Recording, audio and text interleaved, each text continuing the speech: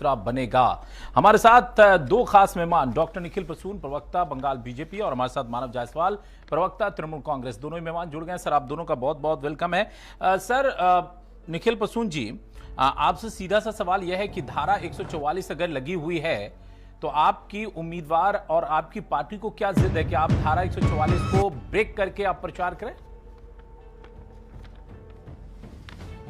नमस्कार जी। देखिए, पहले तो इस बात को सत्यापित करने की आवश्यकता है कि धारा 144 लगी भी है क्या।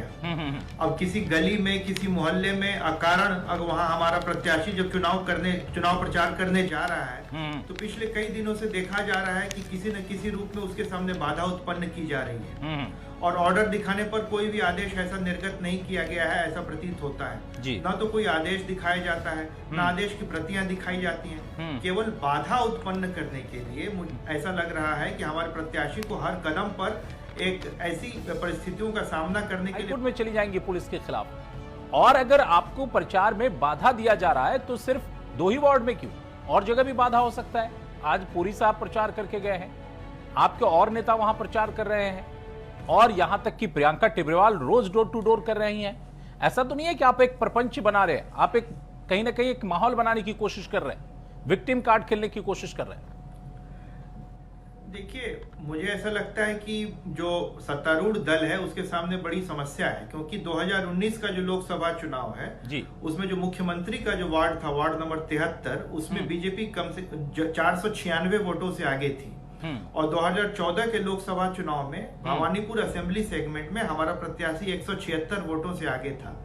तो अगर 2 वार्डों को छोड़ दे तो सारे वार्ड में कॉस्मोपॉलिटन जनता है और जनता जो है सो सारी वास्तविकताओं को जानती है, कह सकते हैं आप।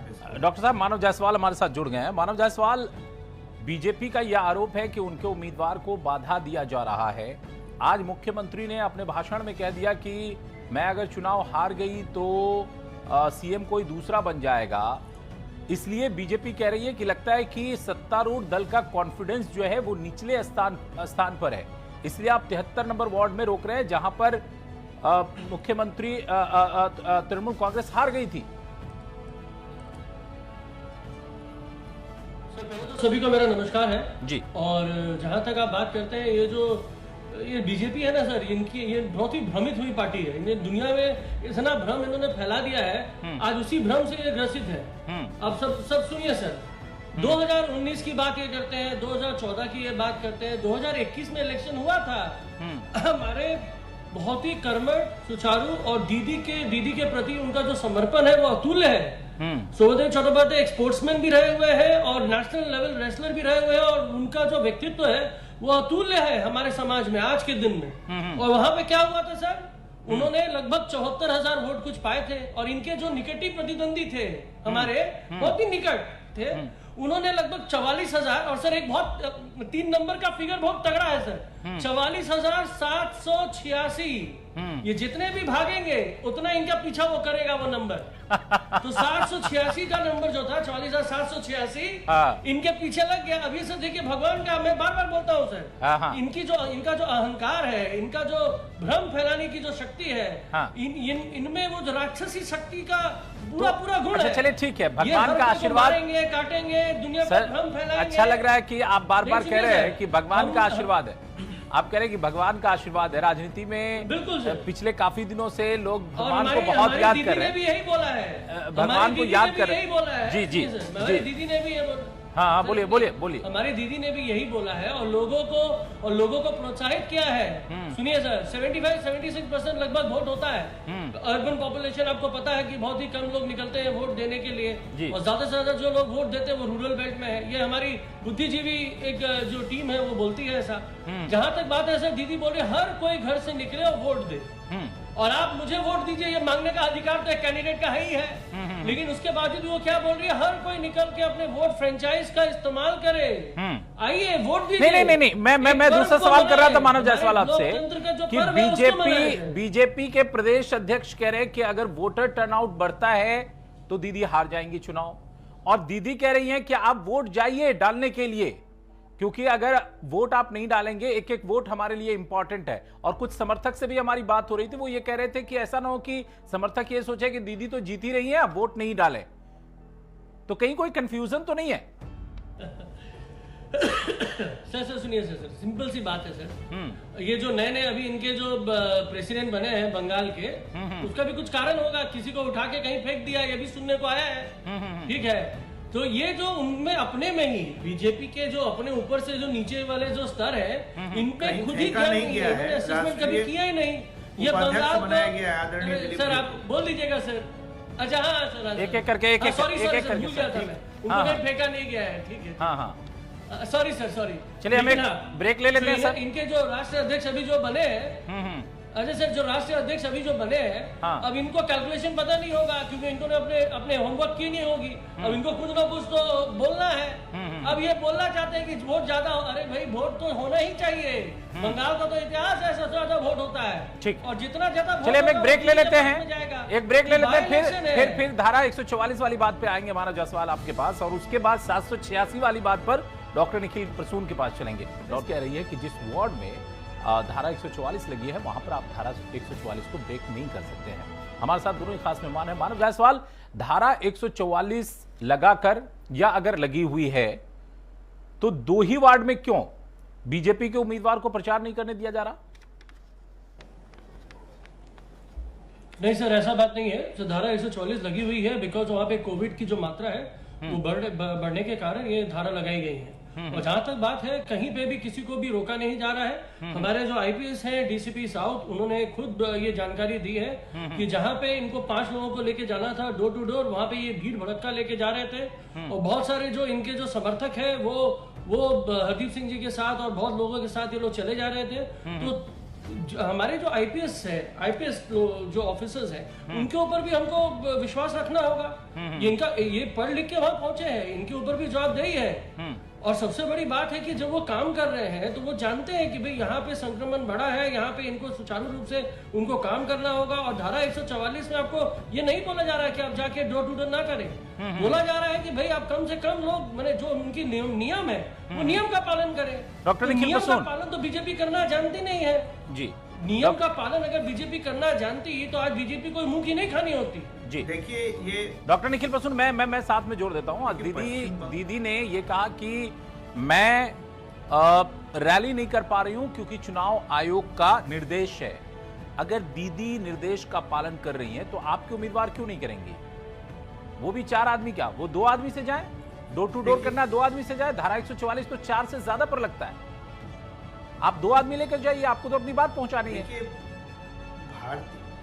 बेसिक बात यह है कि पूरी तृणमूल कांग्रेस जो है और उसका सारा मंत्रिपरिषद है, जितने नेतागण हैं, पूरी तरह नर्वस हो चुके हैं। पश्चिम बंगाल की जनता भली भांति जानती है कि हमारे कार्यकर्ता को, हमारे उम्मीदवार को अटकाने के लिए, क्योंकि 6 वार्डों में वो हमसे पीछे हैं तकनीकी रूप से, बीच में ऊपर नीचे हो सकता है। 2021 की बात करिए ना, है कि 6 वार्डों में हम उन पर अभी तो 21 हमारा क्या पीछा कर रहा है? मैं तो ये कह रहा हूं कि जब 2011 में आपको 77% से घट के 16 में 47%, 786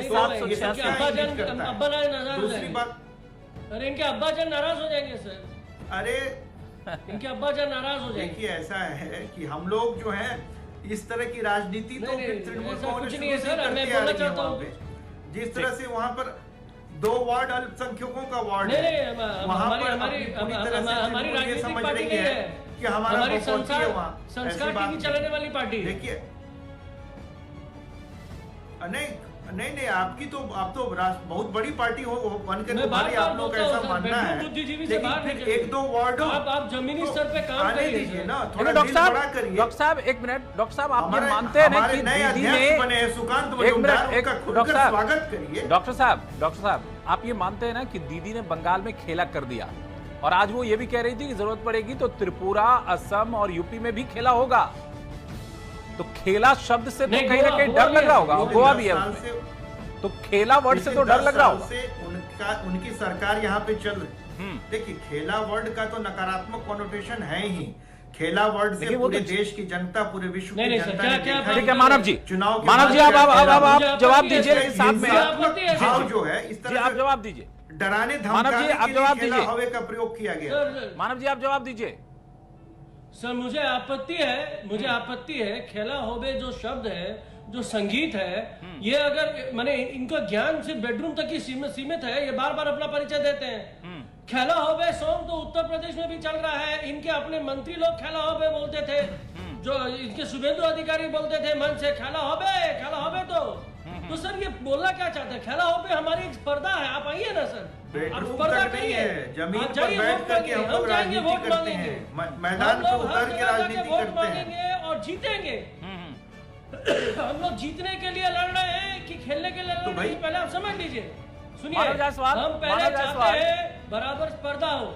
ठीक है मानव जायसवाल, दीदी ने कहा कि बंगाल में हम तालिबान शासन नहीं लागू होने देंगे। कल बीजेपी अध्यक्ष ने कहा था कि बंगाल में तालिबानी शासन चल रहा है, तो आप कौन से शासन को कह रहे हैं तालिबानी शासन? बीजेपी के हिसाब से बीजेपी के हिसाब से हम किसको तालिबानी शासन कह रहे हैं? सर तालिबान शब्द ही निंदनीय है। हाँ। और राजनीति में इसका उपयोग जो बीजेपी करती है, हाँ। ये अपने आप अपना चल चरित्र दिखाती है और दीदी ने इनका जवाब दिया है। और सच में सर ईश्वर की करुणा अगर रही, हाँ। तालिबानी शासन तो क्या बीजेपी शासन नहीं रहेगी पूरे देश में। ठीक है, बीजेपी शासन नहीं रहेगी। डॉक्टर निखिल प्रसून, एक आखिरी सवाल इस घृणात्मक राजनीति के खिलाफ है। सर बंगाल में जब भी आप डॉक्टर निखिल प्रसून देखते हैं कि बीजेपी हमेशा टकराव का रास्ता ढूंढती है। अभी भी 144 के जरिए आपकी उम्मीदवार बहस करती हैं, वहां मीडिया का कैमरा रहता है, फिर उसको फोकस किया जाता है कि देखिए हमको रोका जा रहा है, और अब वहां के आईपीएस अधिकारी कह रहे हैं कि किसी को कोई नहीं रोका जा रहा है। आप कोरोना प्रोटोकॉल का ध्यान रखिए, आप डोर टू डोर में 2-3 आदमी जा सकते हैं, आप इतनी भीड़ लेके चले जा रहे हैं, कोरोना फैल जाएगा, कौन जिम्मेदारी लेगा? और आपके प्रदेश अध्यक्ष कह रहे हैं कि बंगाल में तालिबानी शासन है, जबकि कल यूपी के मेरठ का एक वीडियो सामने आया है जिसमें कुछ हिंदू वाहिनी संगठन जो है एक प्रेमिका को कहता है कि भैया आप जो है सो चप्पल मारिए अपने प्रेमी को, और सड़कों पर मारा जाता है ये चप्पल। ये क्या तालिबानी शासन नहीं है? कैसे आप कह सकते हैं कि बंगाल में तालिबानी शासन है? देखिए ये योगी मॉडल है, योगी ढोंगी मॉडल। चुनाव के उपरांत, चुनाव के बाद जो है, चुनाव के बाद जो हिंसा का वातावरण यहाँ बना, जिसमें कि सर मीरठ के बारे में जवाब दीजिए, मीरठ के बारे में 2.5 लाख से ज्यादा कार्यकर्ता असम में जाकर मीरठ का जवाब दीजिए। हजारों हजार लाखों की संख्या में कार्यकर्ताओं को अपना घर छोड़ करके जाना पड़ा। कई कार्यकर्ता अभी तक अपने घर वापस नहीं जा पाए। देश का इतिहास, देश की अस्मिता, देश की संस्कृति को भूल चुके हैं आप लोग। बंगाल की जनता जिस तरह अपने घर में ही एक जो वीडियो सामने आया और उसमें एक हिंदूवादी संगठन ये कहता है बच्ची से, उस प्रेमिका से, कि तुम अपने प्रेमी को चप्पल से मारो, और सामने में मारा जाता है। क्या ये तालिबानी शासन नहीं है? ये कौन अधिकार दे दिया उसे? देखिए इस वीडियो एक ऐसा वीडियो